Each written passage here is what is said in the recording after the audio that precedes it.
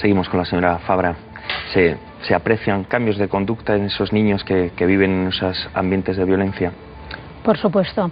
Son niños que suelen aprender formas de relación con el mundo basadas en la violencia. Algunos adoptan los roles de la víctima y tienen muchas dificultades, pues actitudes de mucha sumisión, de dificultad para expresar sus sentimientos.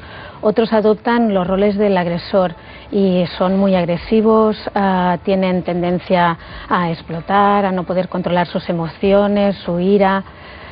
También tienen otro tipo de efectos, no solo conductuales, sino efectos en la autoestima, a nivel de muchos trastornos emocionales, depresión, ansiedad, y también tienen alteraciones físicas. Las secuelas de la violencia les llegan a producir problemas en la alimentación, en el sueño, en el desarrollo físico, en el crecimiento, que van mucho más allá de solo conductas. Claro, hay un síntoma en la conducta alterada que es incluso el superdesarrollo en los estudios, ¿no? Un desarrollo excesivo en esos estudios. Sí, sorprendentemente son niños que suelen querer evitar los conflictos porque tienen muchas dificultades para resolverlos, y además, como tienen un secreto muy grande que tienen que preservar y que no pueden explicar, tienden al aislamiento. Esto produce que, para no dar motivos de ser ellos en ningún momento el causante de un nuevo episodio de violencia, o para aislarse de los demás y esconderse de la situación, se cierran y pueden tener un rendimiento escolar excelentísimo, pero puede ser el detonante de la situación, una situación que nadie identificaría como un problema, y puede serlo. Claro, comentaba que puede influir en el desarrollo físico, pero también en el psíquico y emocional, también en el crío.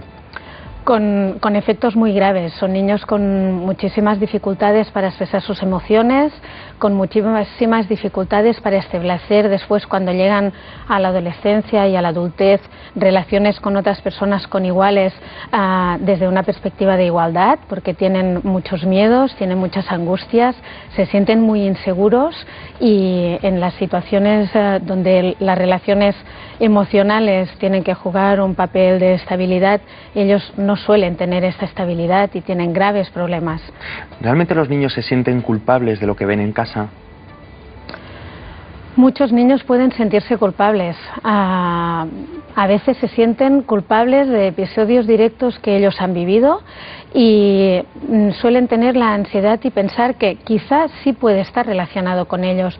No es que ellos piensen que son siempre la causa directa, pero no quieren ser causa y pueden llegar a pensar en muchas situaciones, y esto es vivir con un estrés muy fuerte en el día a día, pensar que tengo que dejarlo todo recogido, que tengo que ser excelente, porque ¿y si llega papá y está enfadado? Y hay muchísimas situaciones en las que el miedo a poder recibir directamente la agresión o provocar una agresión en la madre inmoviliza y modifica todo lo que el niño haría en una situación de normalidad. Claro, ustedes sostienen que son los grandes olvidados, ¿no?, de la violencia de género.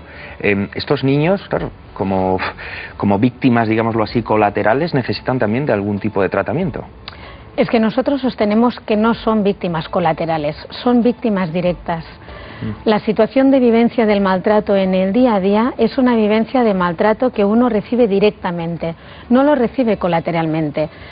Igual como cuando pensamos que un soldado va a la guerra y esto tiene efectos en su vida porque ha vivido una situación traumática y de violencia, el niño que vive día a día en su quehacer diario la violencia tiene efectos directos, no es una víctima colateral, porque lo que le está pasando a él, y los efectos son en sus conductas, en sus emociones, en sus relaciones, y si no se le trata específicamente para que pueda recuperarse, hay muchísimas posibilidades que reproduzca el modelo, tanto sea como víctima y no como agresor.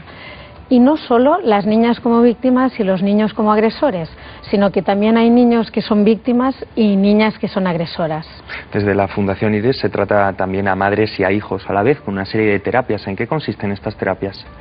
Nosotros trabajamos sobre todo en grupo, porque nuestra experiencia nos ha demostrado que el abordaje en situaciones grupales en las que podemos compartir las situaciones que hemos vivido hace que cada uno pueda avanzar mucho más rápidamente sobre los efectos terapéuticos con los que trabajamos, trabajando cuáles son las causas que han provocado esto, trabajando en las relaciones igualitarias y dando herramientas a las madres para que puedan visibilizar las necesidades de sus hijos y sepan cómo responder a las necesidades de sus hijos, y a los hijos para que puedan superar los traumas que ha provocado en ellos la violencia y tener más estrategias para resolver mejor las relaciones con iguales, con adultos, y tener más estrategias de negociación de conflictos y de asertividad en el futuro. Señora Fabra, a mí me gustaría acabar con un mensaje optimista, positivo, para todos esos niños que están sufriendo, digámoslo así, la violencia de género directamente. La violencia tiene que desaparecer, y además quien vive en una situación de violencia puede recuperarse de ella, por lo que es importantísimo que todos los niños, todas las familias, todas las personas que conozcamos situaciones de violencia, tenemos que intentar que salgan a la luz, que se conozcan, que se les pueda atender, porque es posible vivir sin violencia. Pues muchísimas gracias, Nuria Fabra, por habernos acompañado. Gracias a vosotros por vuestro espacio. Bueno, pues vamos a seguir con más cositas.